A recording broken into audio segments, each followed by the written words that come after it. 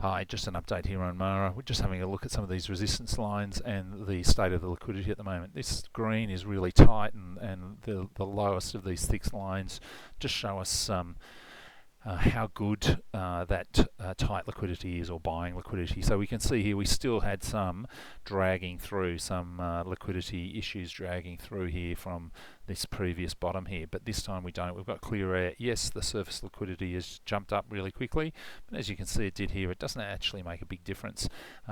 It's really how strong this bottom has been, and we can see that we're in the second strong bottom here. If we go over and we look at the November, December liquidity, it was very strong, and I would say that we will see, just as we saw here, that we see it bang its head against these liquidity tops. Oh God, I can't even click on it here.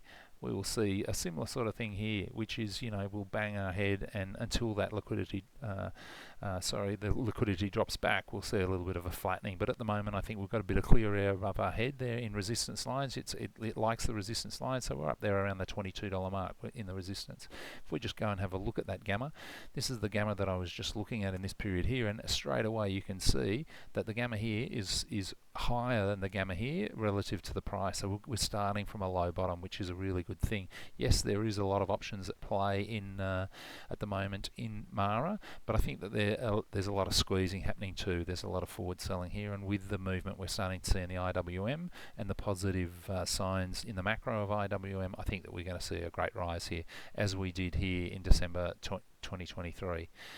So all things being equal, with a low gamma, I think that we're going to be looking for a 22 top. I will be getting some of the charting specialists to help us with that over the coming week. But anyway, I hope you enjoy this little add-on here to the current positioning in Mara and how liquidity and gamma is going to affect that. Thank you.